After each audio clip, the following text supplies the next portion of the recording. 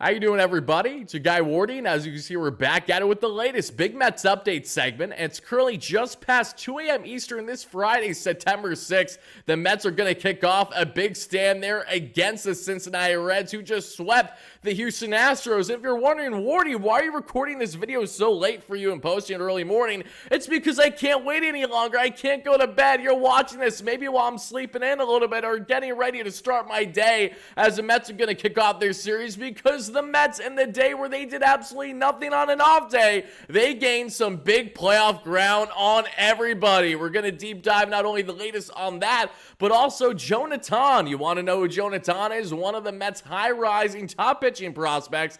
At the young age of 21, had himself a stellar Double-A debut, to say the least. He has been a high riser like Brandon Sproat in his own regard this year, and we're going to break down Tong's brilliant outing. And to do that, we're going to have our pitching contributor, who was in attendance, had the pleasure of taking some film and had a fantastic breakdown ready for us all, Isaac Ruff, and we're going to get into his analysis from Jonah Tong's Double-A debut and so much more in the video, folks. But before I do, make sure to smash that like and subscribe on your way in. Thank you so much. It's greatly appreciated. And make sure to check out all the previous content on the channel, as we're the #1 post-game show not directly affiliated with the Mets themselves, here on YouTube and on X. Check us out, as we're going to cover the team every single game, as we always do, in either a live stream or individual video format, along with all the latest updates of Mets land, as they picked up the speedy outfielder from the San Diego Padres that we just did a previous video on over the past day. Check that out as well, folks. But to deep dive this, I want to see your initial reactions, because seriously, things are going in the right direction, and then some with this Mets team. Not just securing 7 straight victories, tying a season high, 12 games above 500 currently, and looking right, they're going to find themselves in a playoff spot sooner than later. 24 hours ago, I told each and every one of you, it is inevitable that the Mets will find themselves in a wild card spot again. The question is, will they be able to stay in said spot? Will they leapfrog in and out constantly for the remainder of the year? What's going to happen there? Well, as I'm currently recording this video, the Mets are tied for a wild card spot there with the Atlanta Braves. No team is better than the other right now, because both teams have the same record, and both teams have a 5-5 record against each other this season. So until the Braves and the Mets play each other towards the end of the year, the second and final series for both clubs, at least for the Mets from what I know, then they have the Brewers to cap things off, which I'm not looking forward to, but I digress. That series will dictate who gets the season tiebreaker and could dictate who ultimately makes postseason play. But what makes this even better is not only the Atlanta Braves somehow, someway losing their ball game against the Colorado Rockies when they had arguably their best starter on the bump, not named Chris Sale, and Ronaldo Lopez on the bump. That is just absolutely insane to me. And then you add in the San Diego Padres actually blew this one to the Detroit Tigers. After rallying all the way back from 5 runs in game 1 of their series against Detroit and winning in extras, Detroit rallies all the way back against the Padres this time and secures the victory. And to make things even better, folks, the San Francisco Giants rally and they win against the Arizona Diamondbacks. Every team ahead of the Mets in the wild card lost. The Mets gained a half game on each and every one of these teams, are now tied for that third wild card spot, are just 2.5 behind the Padres, and are just 2 games currently behind the Diamondbacks or so, or 2.5 rather, and right around the same there. Padres might be 3 at this point, because the graphic that you see to my right from our official The WardyNYM Twitter platform, with over 64,000 followers at The WardyNYM. Make sure to follow it if you haven't already, folks, as we live tweet every single day there, talking about the games that's going on, key statistics, and just a lot of fun commentary on all the latest in Mets land. But the Mets are now in a playoff spot. They look to stay there, and hopefully a big series against the Cincinnati Reds is going to help them get to that point. But seriously, I've been telling each and every one of you guys this for days now. Continue to appreciate what this Mets team is doing. I know a lot of you guys are very torn right now as to really reeling yourself back in, because you know how it goes. Raul Al Pacino saying, just when I thought I was out, they pulled me back in. That's the course of a 162 when you go from being down 11 games to now above 12 and your standings and at your 500 record. This Mets team has proven their ability to be there against some of the best in the game. They have played down their opponents. They have played up to their opponents. They have went through pretty much everything that you could see in the course of 162, with Francisco MVP Lindor leading the way. This Mets team has been special. They have had a fantastic season across all fronts. When you look at all the adversity that they have overcome to this point, let's appreciate this ride for what it is. Fingers crossed they can get the job done and crack postseason play,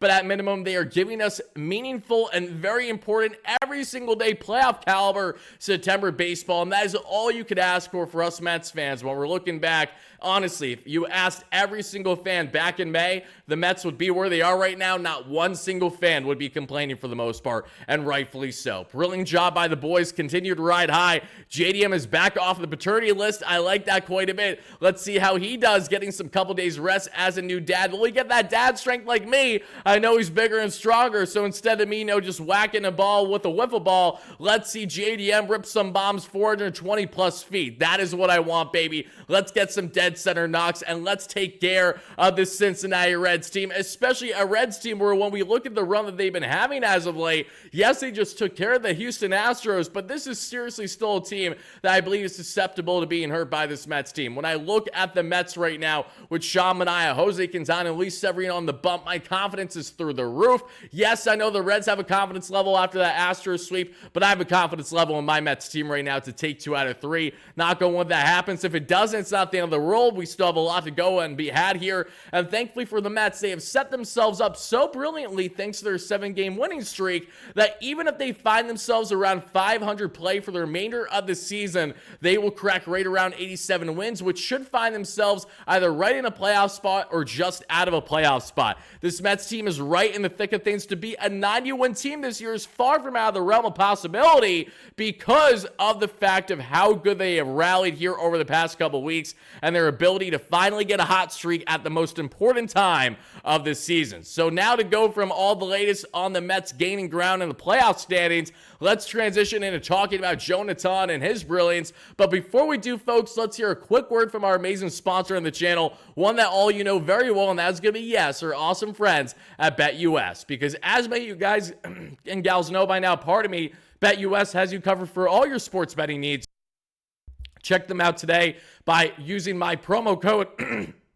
Apologies, folks. I got absolutely cooked there with the throat for a second. Use my promo code YouTube150. That way you get, yes, a 150% bonus on your first 3 deposits up to $2,000 for all your sports betting needs. And sadly, we didn't hit on our last parlay, but I couldn't be happier to be wrong because that parlay didn't hit as I had both. We saw there the Atlanta Braves, and it was at least, I believe, the San Diego Padres to win those matchups. And no, that wasn't even me hedging. As much as I didn't want them to win for the wildcard standings, that was a non-biased point of view. They were both the rightful teams to you'd expect rather to win those ball games. They didn't. So let's see how these Friday games look. And already there's a couple that stand out to me for a quick 2-leg parlay, folks, that you guys can tail. Of course, if you do bet responsibly with our awesome friends at BetUS, check them out today by heading to the site and using the promo code that I just mentioned, YouTube150. And we got here the Arizona Diamondbacks as the underdog against the Astros. And I really like the Diamondbacks' ability to match up here at the plus 138 odds.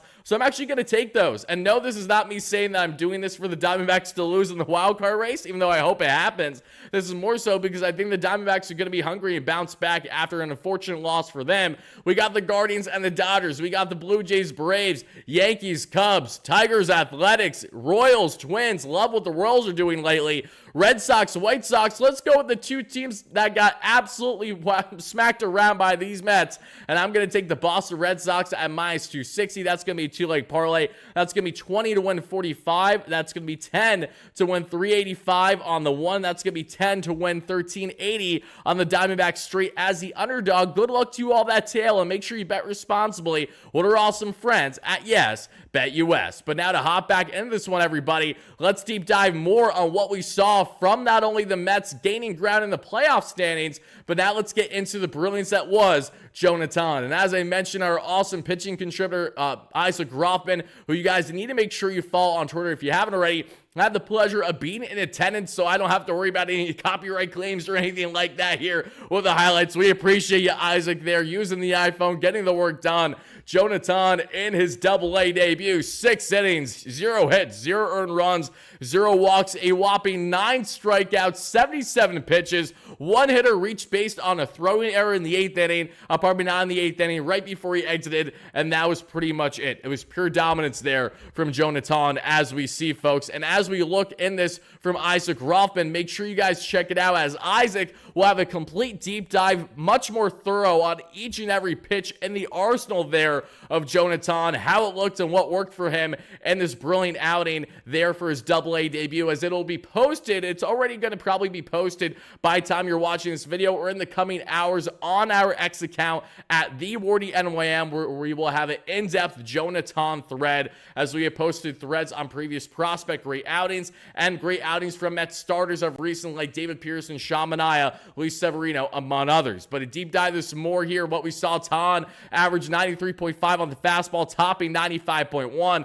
Mind you, Jonah turned just 21 years of age just a couple months ago. So in a very short period of time, Tong has looked brilliant. It's really nice to see how deceptive he can be, and the nice little release point that he has with the overhang there. I am loving what I'm seeing from Jonah right now at the minor league level. His curveball usage was at 26%, averaging 75.3 miles per hour, and generated 5 whiffs. Look at that. Just beautiful swing and miss. Nasty break there by Jonah with the curveball. Let's look at that one more time. Yes, sir. Sign me up for that one. Mind you, Jonah is doing all this in such a short period of time that, like Brandon Sproat, could impact the Mets as soon as next season, when these guys are only 21, 22, 23 years of age. I love the aggressiveness by David Stearns in the minor leagues to take advantage of our great young pitching talent and have them thrive. And you're clearly seeing how the Mets pitching analytics and the pitching gurus and the pitching farm that they have right now, this entire new pitching staff, has changed things greatly on the coaching front and the development front,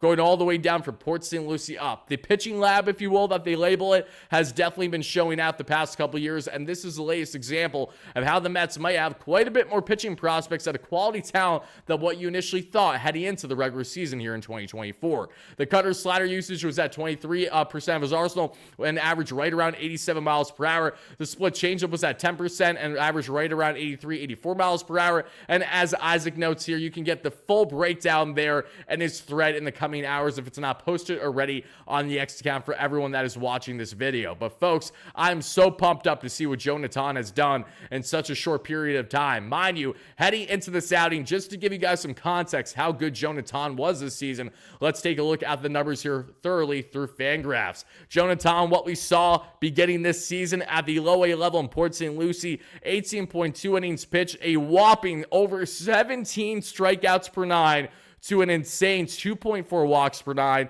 a 0 ERA, and a 0.6 FIP throughout those 18 innings. Yes, 0 earned runs, nothing, nada, through roughly his first 20 innings of the season. That warranted the move up to Brooklyn Cyclones, and which with the Cyclones, we saw in 19 games there, 5 wins, 4 losses, a roughly 12 K per 9 to a 4 walks per 9. So the walk rate was up a bit, trying to get transition there. A 3.71 ERA, but a nasty 2.6 FIP, a 3.31 expected FIP. The expected numbers are fantastic. Tong already, what we saw, 110 strikeouts throughout that span with high A Brooklyn Cyclones, and now has 9 strikeouts across 6 scoreless innings, no hit innings to begin his AA tenure. Tong, who I don't expect to get all the way to Syracuse before the end of the season, just because that would be absolutely nuts.